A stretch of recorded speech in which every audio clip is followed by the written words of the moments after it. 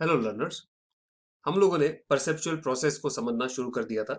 उसमें सबसे पहले हमने देखा कि किस तरह से हम स्टिमुलाई को रिसीव करते हैं। बाहर से कोई भी इंफॉर्मेशन को या कोई भी सेंसेस को हम लोग सबसे पहले रिसीव करते हैं। इमीडिएटली जैसे ही आपको आप like I said this before also, throughout the day we are bombarded with various different stimuli.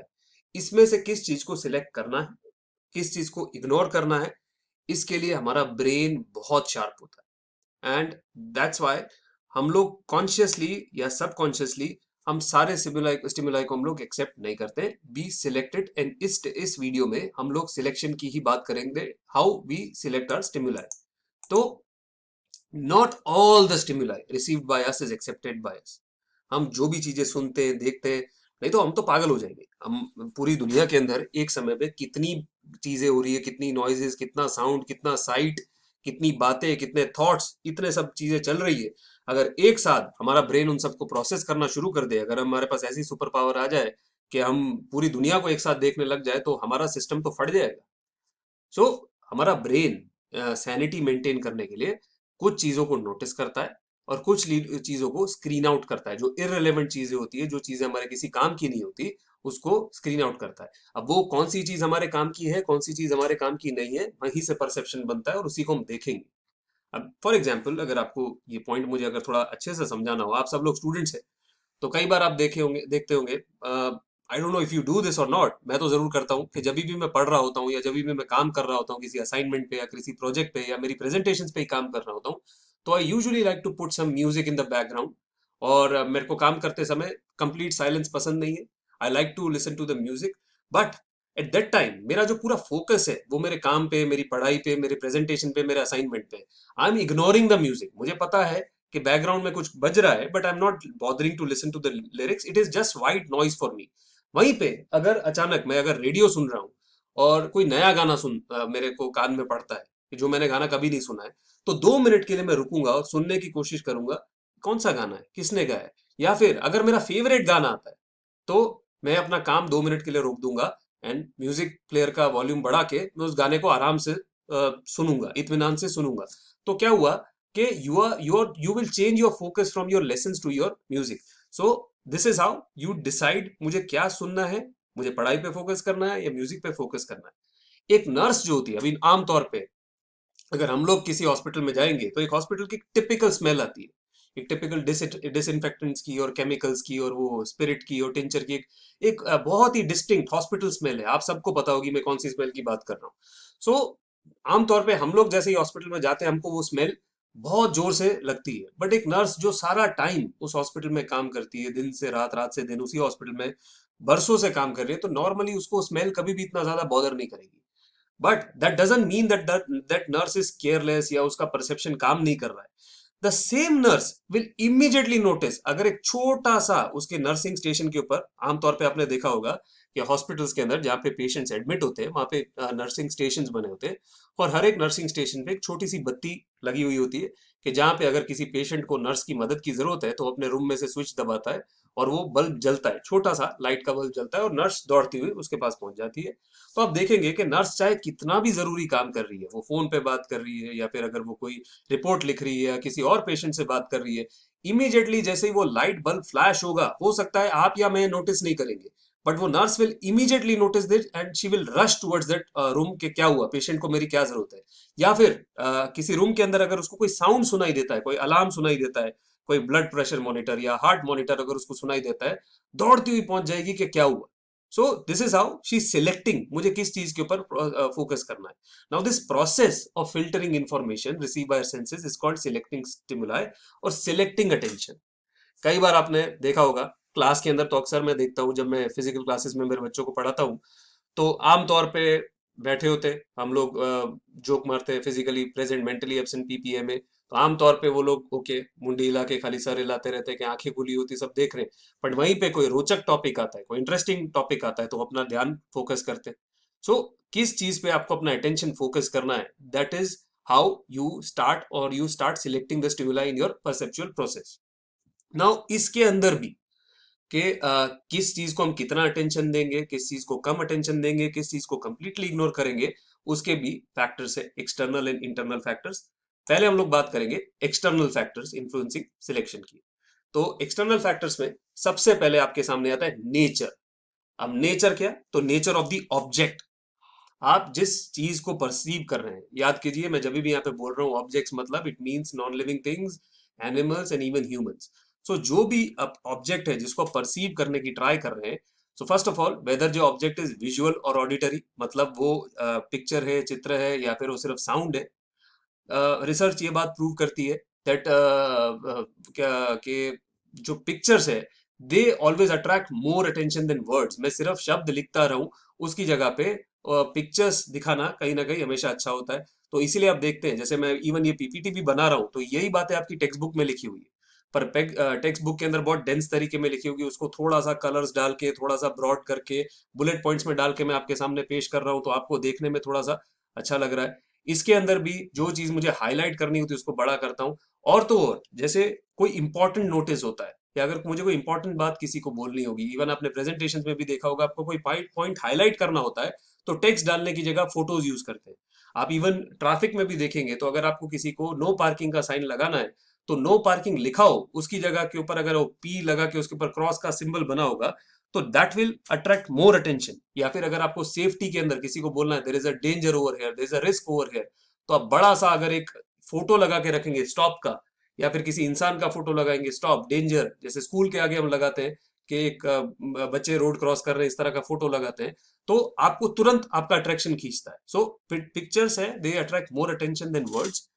Picture with human beings attracts more attention than a picture of inanimate object. जैसे अभी मैं आपको school का example दे रहा था कि अगर मेरे को, मैं ट्रैफिक पुलिस के लिए अगर काम करता हूँ और मुझे स्कूल के आगे एक ऐसा साइन बोर्ड लगाना है कि यहाँ पे आगे स्कूल है, कृपया अपनी गाड़ी धीरे चलाएं, तो अगर मैं उस साइन बोर्ड के ऊपर अगर मैं सिर्फ ये लिखूंगा स्कूल अहेड, तो हो सकता है कि आपका ध्यान उतना ज्यादा ना जाए, बिकॉज आप गाड़ी चलाते चलाते आप उस पर गौर नहीं करें।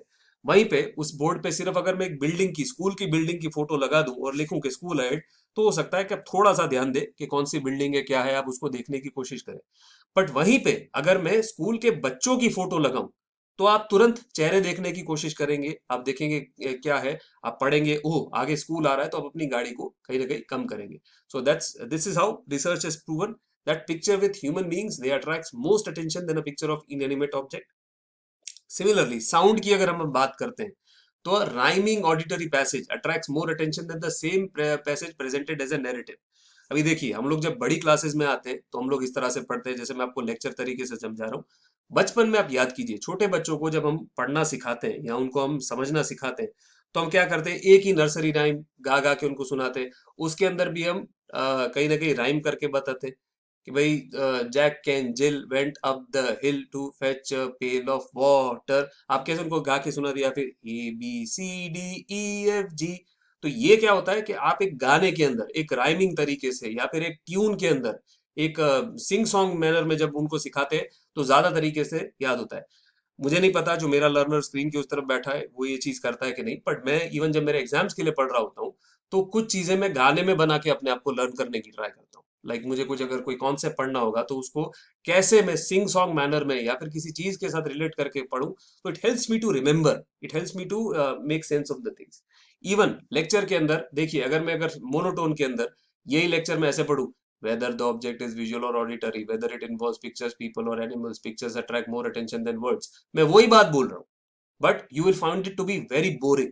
इसीलिए हम लोग जब बात करते हैं, जब प्रेजेंटेशन देते हैं तो वॉइस मॉड्यूलेशन करते हैं, वॉइस को ऊपर करते हैं, नीचे करते हैं, थोड़ा सा जान डालने की कोशिश करते हैं so that listener can pay attention. तो अगर आप ये सब चीजें करते हैं तो it will attract attention of the perceiver. External factors में जो नेक्स्ट है दैट इज लोकेशन। अब लोकेशन ऑफ द ऑब्जेक्ट, अगर आपके सामने कोई टेक्स्ट है या आपके सामने कोई पिक्चर है, कोई इमेज है या कोई भी ऑब्जेक्ट है, तो वो कैसे आपको अफेक्ट करती है। तो usually best location obviously is directly in the front of eyes और in the centre of the page. इसलिए न्यूज़पेपर में आप देखेंगे तो जो सेंटर फोल्ड होता है या पेपर का जो हेडलाइन होता है, जो पेपर का जो सेंटर मास्ट हेड होता है, वहां पे एडवर्टाइजिंग करना सबसे इफेक्टिव माना जाता है, इसलिए सबसे महंगा भी होता है।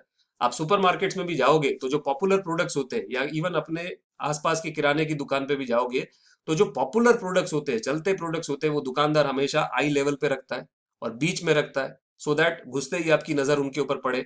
जो less popular projects, sorry less popular products है, वो भले ऊपर रखे नीचे रखे, इस तरीके से वो होता है। सो जिस चीज की तरफ आपको ध्यान खींचना है, you try to keep it in front of the eyes and in the centre.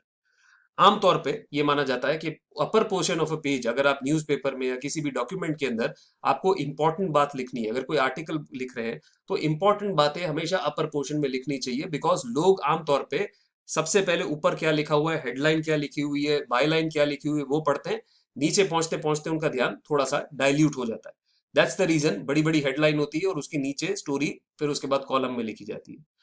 हम जिन कल्चर्स में हैं, चाहे वो हमारी जो अपनी देवनागरी स्क्रिप्ट है, या फिर ये जो रोमन कैथोलिक जो स्क्रिप्ट है, इंग्लिश जिसके अंदर हम लिखते हैं, जो रोमन स्क्रिप्ट है, ये आमतौर पे लेफ्ट से राइट चलती है।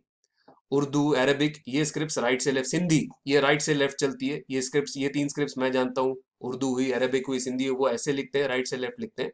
बट हम आमतौर पे जो पढ़ते हैं वो लेफ्ट टू राइट लिखते हैं। तो इसीलिए कोई भी इंपॉर्टेंट बात होती है, उसको अगर आप लेफ्ट साइड पे लिखते हैं तो वो ज्यादा अटेंशन खींचेगा, क्योंकि हमारा जो ब्रेन है, हम जो बचपन से पढ़ते आ रहे हैं, हम आमतौर पे लेफ्ट, हमारी रीडिंग हैबिट लेफ्ट से राइट है। जैसे ये, अब जैसे ही मैं ये पेज आपके सामने रखूंगा, तो you will start reading it from here. आप कभी भी यहां से पढ़ना इसको शुरू नहीं करेंगे। That's the reason. कोई इंपॉर्टेंट चीज है, जैसे आप लेटर हेड में देखते होंगे तो लोगो यहाँ पे आता है, या अगर आपको कोई भी इंपॉर्टेंट बात करनी है तो आप उसको हमेशा से टॉप लेफ्ट कॉर्नर के अंदर रखते हैं, सो दैट उसका अटेंशन रीडर की तरफ खींचे। नेक्स्ट इज लोकेशन, हम लोगों ने ऑलरेडी देख ली, sorry. Next is colour. Next जो एक्सटर्नल फैक्टर है influencing selection, that is colour. अब कलर आप जानते हैं कि हमेशा कलर को यूज किया जाता है अटेंशन अट्रैक्ट करने के लिए। इवन मेरी जैसे प्रेजेंटेशन भी देख रहे हैं, तो जो पॉइंट्स को मुझे हाईलाइट करना है उनको मैंने अलग कलर में रखा है, बाकी सब टेक्स्ट को मैंने ब्लैक कलर के अंदर रखा है। आमतौर पे अगर आपके पास कोई बुक होगी, तो normal black and white printed book होगी, तो उसके ऊपर आपका ध्यान बहुत ज्यादा नहीं जाएगा। बट वहीं पे कोई कलर कॉमिक्स होगी या कलर एडवर्टाइजमेंट होगी, कलर टीवी पे आप कुछ चीज देखते हैं, तो it attracts attention. And colour के द्वारा आप रियलिज्म लेके आ सकते हैं इमेजेस के अंदर। आप स्किन का कलर, आप आंखों का कलर, आप बालों का कलर, ये सब चीजें दिखा सकते हैं। आ, कुछ चीजों के अंदर, ब्लैक एंड व्हाइट के अंदर कलर आंखें खींचता है। फॉर एग्जाम्पल, अगर एक न्यूज़पेपर है, आमतौर पे पूरा का पूरा न्यूज़पेपर ब्लैक एंड व्हाइट में प्रिंटेड है, उसके अंदर एक आपकी छोटी सी एड अगर कलर के अंदर होती है, तो इट इमीडिएटली कैचेस दी आई। या फिर कई फोटोग्राफर्स अपनी इमेजरी के अंदर, अपनी फोटोग्राफी में यूज करते हैं कि पूरी इमेज ब्लैक एंड व्हाइट होती है, एंड देयर वहां पे जो जिस चीज पे उनको फोकस करना है, चाहे वो कोई व्यक्ति हो या किसी की आंखें हो, कोई जानवर हो या कोई फूल हो या कोई पौधा हो, सिर्फ उसमें कलर डालते हैं फोटोशॉप को यूज करके। तो इससे भी you immediately catch an eye. Now colour, it is use to emphasise. For example, मैं यहाँ पे जैसे हाईलाइट करने के लिए, एम्फेसाइज करने के लिए यूज कर रहा हूँ the attractive features of a product, और to create a suitable atmosphere. Okay, colour को ना सिर्फ आप खाली चीजों को अट्रैक्ट करने के लिए, हाईलाइट करने के लिए, बट एक माहौल बनाने के लिए। फॉर एग्जाम्पल, अगर आप किसी प्ले स्कूल में जाओगे, अगर आप किसी प्री स्कूल में जाओगे, तो वहां पे usually depressing black and white, grey, dark interiors नहीं होंगे। वहां पे फन कलर्स आप देखेंगे दीवारों पे, yellow colour, purple colour, red colour, green colour, क्योंकि आप वहां पे बच्चों को एक ऐसा एटमॉस्फेयर देना चाहते हैं, ऐसा एक फन माहौल देना चाहते हैं। वहीं पे अगर आप एक कॉर्पोरेट किसी ऑफिस में जा रहे होंगे, तो वहां पे मिनिमलिस्टिक यूज ऑफ कलर देखेंगे, sober colours, white colour, beige colour, cream colour, black colour, greys, ये सब सेपिया टोन्स आप देखेंगे, जहां पे आप एक सॉम्बर एटमोसफियर बनाने की कोशिश कर रहे हैं। तो वर्क एनवायरनमेंट में खासकर colour can be use to enhance the effect for creating your pleasant surrounding. और अगर आपको कोई भी सेफ्टी मैसेजेस, फॉर एग्जाम्पल अगर आपको कोई डेंजर का, सेफ्टी का मैसेज डालना है, तो आप उसको रेड कलर में डालेंगे। कुछ अगर आपको येलो, हमारी जो रोड सेफ्टी लाइट्स होती है, जब आप बोलते हैं स्टॉप, तो उसका रेड कलर है, येलो मतलब वॉच एंड गो, ग्रीन मतलब इट्स ऑल क्लियर। तो इवन वर्क प्लेस में भी आप देखते हैं कि अलग अलग जो नोटिस होते हैं, तो कलर कोडेड नोटिस होते हैं। हॉस्पिटल के अंदर मैंने हमेशा देखा है कि code black, code blue, code purple, तो कितना डेंजर है वो कलर से आप उसको कहीं ना कहीं बताते, सो दैट इंसान मैसेज पढ़े कि नहीं पढ़े, टेक्स्ट पढ़े कि नहीं पढ़े, इंफॉर्मेशन पढ़े कि नहीं पढ़े, सिर्फ कलर देख के उसको तुरंत पता चल जाए कि आगे डेंजर है कि क्या। कलर का एक साइकोलॉजिकल इम्पैक्ट भी हमेशा इंसान के ऊपर रहता है। जैसे कि वायलेंट वायलेट जो कलर है, जो पर्पल कलर है, it is suppose to be aggressive and it is tiring. Blue colour है, वो हमेशा थोड़ा सा ठंडा, पीसफुल, रेस्टफुल कलर माना जाता है। ग्रीन इज वेरी रेस्टफुल, बहुत आंखों को सूद करने वाला। Red is very stimulating, very exciting, थोड़ा सा एग्रेसिव कलर माना जाता है। तो हर एक कलर का भी कहीं ना कहीं एक साइकोलॉजिकल इम्पैक्ट आता है इंडिविजुअल्स पे। Some colours they act as stimulant while others act as depressant। अब ये स्टिमुलेंट और डिप्रेसेंट की क्या बात हो रही है कि कुछ कलर ऐसे पाए गए हैं कि जो हमारे अंदर कुछ इमोशंस ट्रिगर करते हैं। फॉर एग्जाम्पल, रेड जो कलर है, इट हैज बीन प्रूवन कि red is a hunger inducing colour. कि रेड कलर जब भी इंसान के दिमाग के अंदर आता है तो कहीं ना कहीं इट सिग्निफाइज फूड और हंगर और भूख लगने का कहीं ना कहीं ये एहसास हमारे अंदर जगाता है रेड कलर। इसीलिए आप देखेंगे कि कई रेस्टोरेंट्स, खासकर चाइनीज रेस्टोरेंट्स हुए या फिर इवन जो वेल नोन फूड चेन्स हुए, उनके इंटीरियर के अंदर रेड कलर काफी यूज होता है। उनके लोगों के अंदर रेड कलर यूज होता है। मैकडोनल्ड्स देखिए, केएफसी देखिए, पिज्जा हट देखिए, तो रेड कलर कहीं ना कहीं फीचर करता है because it is a hunger triggering colour. It is something that stimulate hungers in a human brain.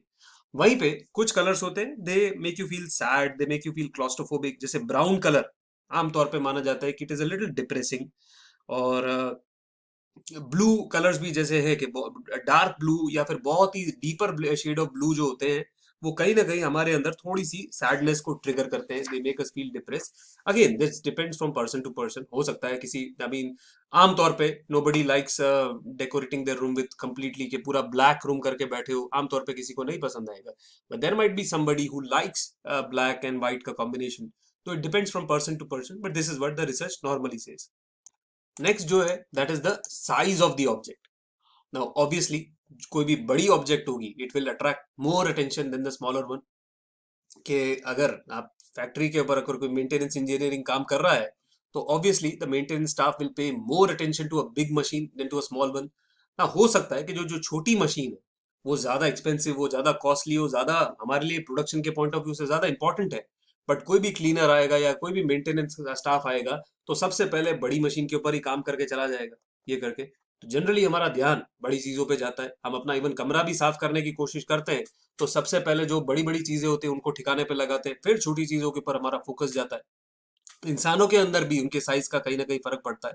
अब जैसे कि आपकी बुक में लिखा है, या 6 फुट 4 इंच 260 पाउंड सुपरवाइजर के, एक लंबा चौड़ा हट्टा कट्टा supervisor, he will get more attention from his subordinates than a 5 foot 6 inch 120 pound supervisor.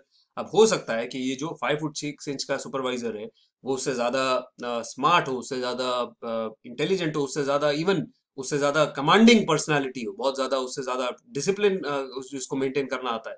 But room के अंदर अगर ये दोनों अगर साथ में घुसते हैं तो आपका ध्यान नेचुरली लंबे चौड़े आदमी के ऊपर पहले जाएगा। अखबारों के अंदर भी फुल पेज जो ऐड होती है, it attracts more attention than अगर आप फ्यू लाइंस, अगर जो जो टचुकड़ी होती है, जो आपका क्लासिफाइड होते हैं, उसके अंदर आपने छोटी सी अगर ऐड डाल के रखी है, उसकी जगह अगर आप चाहते हैं कि आपका प्रोडक्ट हाईलाइट होके बिके, तो ऑब्वियसली हाफ पेज ऐड या फुल पेज ऐड डालने से it makes it matters a lot. So size definitely matters. Then comes contrast. Contrast क्या होता है ये आपको अच्छे से मालूम है कि ब्लैक के अगेंस्ट व्हाइट, व्हाइट के अगेंस्ट ब्लैक, डार्क के अगेंस्ट लाइट, लाइट के अगेंस्ट डार्क। अभी जैसे मेरा ये जो बैकग्राउंड है पीपीटी का, तो दिस इज ऑल, मैंने एक बेज येलो जो भी आप कलर इसको बोले, उसके अंदर मैंने ब्लैक टेक्स्ट रखा है, एंड उसको और भी ज्यादा एम्फेसाइज करने के लिए मैंने डार्क ब्राउन यूज किया हुआ है। सो ये एक कॉन्ट्रास्ट मैंने क्रिएट किया है कि लाइट बैकग्राउंड के सामने डार्क टेक्स्ट मैंने रखा है। अभी ये इसके ऊपर अगर मैं इस बैकग्राउंड को अगर डार्क कर दूं 2 मिनट के लिए, अगर इस बैकग्राउंड को मैं डार्क कर देता हूं, तो you will not be able to found, okay, I hope I am not screwing it up, but जैसे आप देखेंगे कि अगर मैं अपने बैकग्राउंड को ही डार्क कर देता हूँ तो आपको पढ़ने में कहीं ना कहीं दिक्कत आएगी। देख सकते हैं it is not as clear as it was. So instead what do I usually keep a light background with dark text. So contrast हमेशा, usually external stimuli will always stand out against the background, और what people are expecting. For example, अगर आप एक business meeting में जा रहे हैं, वहां पे सब लोग ब्लैक सूट पहन के या ग्रे सूट पहन के सौंबर कपड़े पहन के बैठे हैं, और उसी मीटिंग के अंदर अब एकदम भड़कीली सी रेड टी शर्ट पहन के या येलो कलर का सूट पहन के, पर्पल कलर का, ऑरेंज कलर का सूट पहन के पहुंच जाते हैं, तो you will definitely receive more attention. अब वो पॉजिटिव है नेगेटिव है पता नहीं, but it will definitely you will receive more attention. इसलिए आपने देखा है ह्यूमंस कॉन्शियसली ट्राई करते हैं अपने ऊपर अटेंशन अट्रैक्ट करने के लिए। We wear jewellery, we try to carry fancy phones, or we try to carry fancy things कि भाई हम अपने बाल थोड़े अलग तरीके से बनाएंगे so that you are standing out against the crowd. आप हमेशा से कोशिश करते हैं भीड़ से थोड़ा सा अलग बन के चले। So this is nothing but a contrast principle. Plant की जो सेफ्टी साइंस होते हैं आप देखेंगे तो आमतौर पे येलो बैकग्राउंड के अंदर, फैक्ट्रियों के अंदर येलो बैकग्राउंड के ऊपर ब्लैक लेटरिंग से लिखा जाता है, या फिर व्हाइट बैकग्राउंड में रेड, सॉरी व्हाइट लेटर के अंदर रेड बैकग्राउंड के अंदर लिखा जाता है, सो दैट इमीडिएटली वर्कर्स का ध्यान पहुंचे कि ये कुछ इंपॉर्टेंट नोटिस है।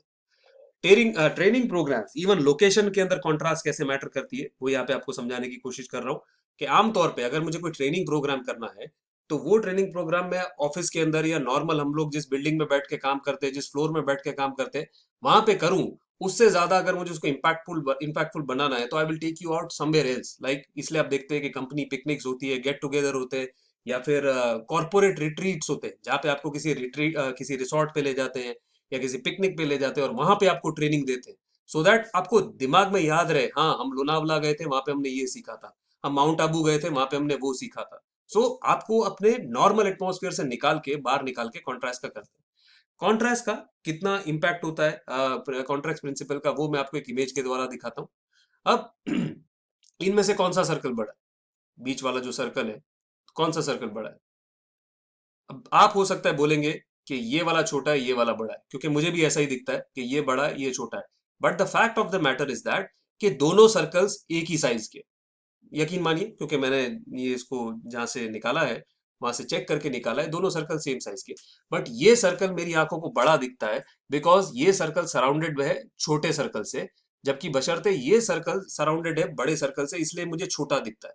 तो यहाँ पे एक bigger object is contrasted by smaller objects, that's why इसका बड़प्पन निखर के आ रहा है।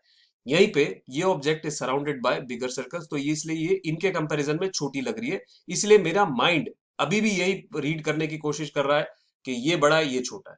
सो this is how contrast works, कि भाई एडवर्टाइजिंग के अंदर भी आप इसलिए देखेंगे या फिल्मों में भी जिस तरह से देखेंगे, तो आपको बड़े छोटी चीजें दिखाने के लिए कैमरा कहाँ प्लेस्ड है और आपके आसपास कौन खड़े हैं, दैट रियली मैटर्स। नेक्स्ट जो एक्सटर्नल फैक्टर है influencing selection, that is movement. Obviously, a moving object it receives more attention than an object that is stationary. अगर आप नॉर्मली किसी रूम में बैठे हैं और आपके from the corner of the eye अगर आप देखते हैं कि अगर आपके टेबल पे कोई चूहा चलता हुआ जा रहा है, या फिर जस्ट हवा से कोई पेपर उड़ रहा है, या फिर कोई पेंसिल ऐसे ही गिर के नीचे पड़ती है, तो इमीडिएटली कॉर्नर ऑफ द आई से आपको दिखेगा कि कोई मूवमेंट हुई है।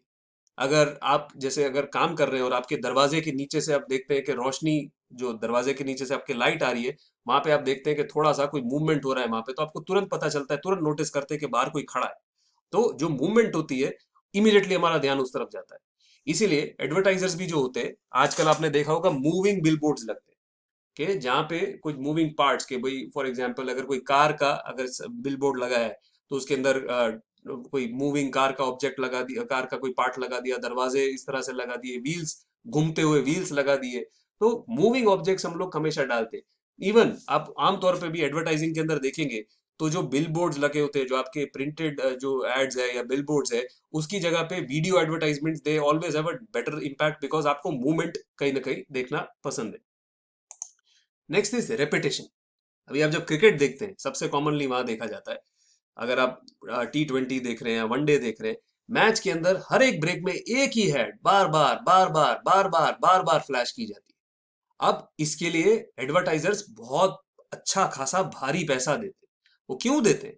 उसका सिंपल सा रीजन ये है कि वो आप एक बार नहीं, दो बार नहीं, चार बार नहीं, ऐसा होता है कि आपके दिमाग के अंदर वो एडवर्टाइजमेंट की जिंगल छप जाती है, आपके दिमाग के अंदर वो एडवर्टाइजमेंट कंप्लीटली प्रिंट हो जाती है। आप जैसे ही वो प्रोडक्ट का नाम या वो प्रोडक्ट के सोचेंगे, इमीडिएटली वो प्रोडक्ट आपके दिमाग के अंदर आ जाएगा कि व्हाट वाज इट।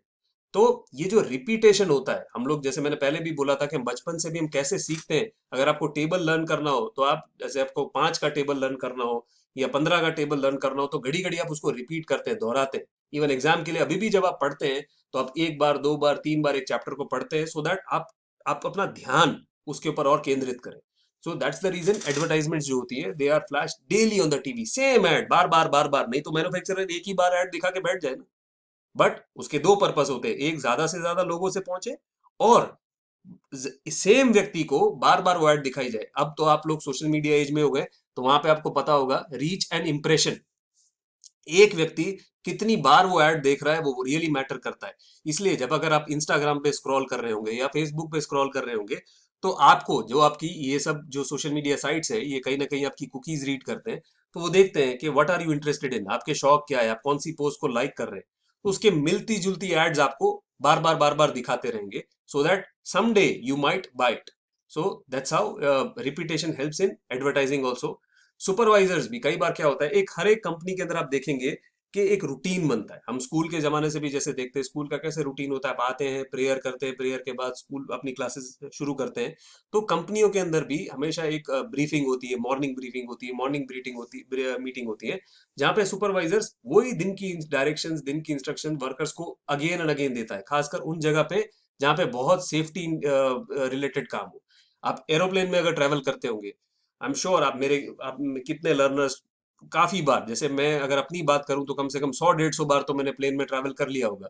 बट अभी भी जितनी बार भी एरोप्लेन में बैठता हूं तो मुझे वो दिखाया जाता है कि अपनी कुर्सी की पेटी इस तरह से बांधी है, विमान के 4 एग्जिट इधर, 4 एग्जिट उधर। अब ये इंस्ट्रक्शन मुझे बार बार क्यों दिए जाते हैं? एक टाइम आता है जब इसमें सिलेक्टिंग ऑफ स्टिमुलाई की बात आ रही है, जैसे मैं अब जब प्लेन में बैठा होता हूँ तो आमतौर पे तो मैं ध्यान भी नहीं दे रहा होता हूँ, बिकॉज मुझे रट गई है वो इंस्ट्रक्शंस। बट किसी दिन, भगवान ना करे, किसी दिन कोई क्राइसिस होगा तो वो इंफॉर्मेशन मेरे दिमाग के अंदर आती है, जो मेरे दिमाग में ड्रिल कर गई है, दिस विल हेल्प मी कि भाई इमरजेंसी एग्जिट किधर है, या अगर प्लेन अगर पानी में उतरा है तो मैं किस तरह से अपनी लाइफ बेस्ट फैलाऊं। तो ये रेपिटेशन का रोल होता है सिलेक्शन में। Then comes novelty and familiarity. तो आमतौर पे हम लोग ये देखते हैं कि जो नई ऑब्जेक्ट्स है, अ, उनका भी हमारे ऊपर कहीं ना कहीं बहुत असर पड़ता है, और फेमिलियर ऑब्जेक्ट्स का भी फर्क पड़ता है। Now this depends on situation to situation. Now either a novel or a familiar external situation can serve as an attention getter. कैसे? अभी new object in a familiar setting, अभी आप अपने घर में जैसे जाते हैं, बहुत बहुत बेसिक बहुत कॉमन एग्जांपल देता हूँ। आमतौर में आप जब स्कूल से या कॉलेज से या अपने काम से जैसे ही अपने घर में पहुंचते हैं, तो आप देखते होंगे घर में आपके जो भी फैमिली मेंबर्स, आपके मदर फादर, आपके सिबलिंग्स, वही आपको दिखते होंगे। अचानक से अगर आप अपने घर में जाते हैं और वहां देखते हैं कि आपकी कोई आंट बाहर से आई हुई है, या आपके अंकल बाहर से आए हुए हैं, या फिर आपके पेरेंट्स आपके लिए कोई डॉग लेके आए एज अ गिफ्ट, तो इमीडिएटली यू विल नोटिस, अरे मेरे घर में ये क्या नया आके पड़ा हुआ है। या फिर चलो कोई व्यक्ति नहीं, कोई जानवर नहीं, अगर आपके पापा कोई नया सोफा लेके आए, नया टीवी लेके आए, तो इमीडिएटली आपकी नजर पड़ेगी, ये कब लिया हम लोगों ने। या दीवार का कुछ कलर चेंज कर देते तो तुरंत ध्यान जाता है ये क्या हुआ। So a new object in familiar setting, या फिर familiar object in newer settings. कि आप कहीं, अब जैसे फॉर एग्जांपल आप कॉलेज में पहले दिन आते हैं, तो आपको नहीं पता कि आपका कोई स्कूलमेट, आपका कोई क्लासमेट, वो भी वहां पे उसने भी आपकी कॉलेज में एडमिशन लेके रखी है। तो the moment you walk into the class और आप देखते, अरे इसको तो मैं जानता हूं, ये तो मेरा पड़ोसी है, या तो ये मेरे स्कूल में मेरे साथ पढ़ता था। तो अ familiar object in new setting. या फिर अगर आपका कोई फेवरेट पेन है, या आपकी कोई फेवरेट बुक है, आप किसी और के ऑफिस में जाते हैं या फिर किसी और के घर पे विजिट करते हैं, वहां देखते हैं कि आपके फ्रेंड के टेबल पे या आपके कलीग के टेबल पे उसी तरह की सेम वही कवर वाली बुक पड़ी है, या वो इसी तरह का पेन पड़ा है, तो आपका तुरंत ध्यान खींचेगा, अरे यार मेरे पास भी ये सेम है, ये करके। So a familiar object in new setting also attracts your attention immediately. Now job rotation is an example of this principle. Job rotation कैसे हुआ?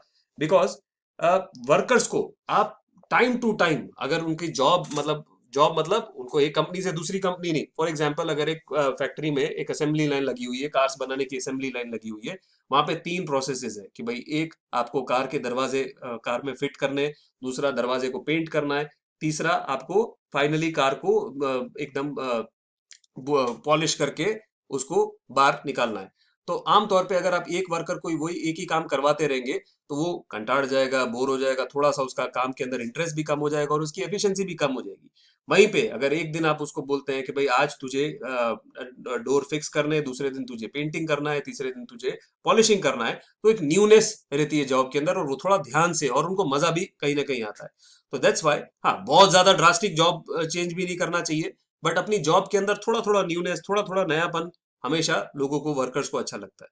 Now anything novel it attracts attention fast. For example अगर आप कोई मजाक की बात करते हैं, कोई ह्यूमर करते हैं, कोई एनिमेशन, दैट्स द रीजन आप पीपीटी के अंदर या अपने वीडियोस के अंदर एनिमेशंस डालते हैं, ट्रांजिशंस डालते हैं।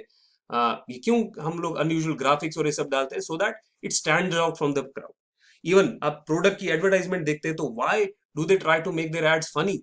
सो दैट आपको याद रहे, अरे ये जोक मैंने उस एड में देखा था, या पे वो फनी मैंने एड देखी थी, मुझे याद है वो उस प्रोडक्ट की एड थी। सो this is how it works. Next जो है दैट इज इंटरनल फैक्टर्स। अभी तक हम सिलेक्टिंग स्टिमुलाई पे ही है, we are still on the second step of our process. But ये वीडियो ऑलरेडी काफी लंबा हो गया है, इसलिए मैं इसको यहाँ रोकता हूँ। जो नेक्स्ट वीडियो है इंटरनल फैक्टर्स का, वो हम लोग, सॉरी, इंटरनल फैक्टर्स को हम लोग नेक्स्ट वीडियो में कवर करेंगे। So please click on the next video.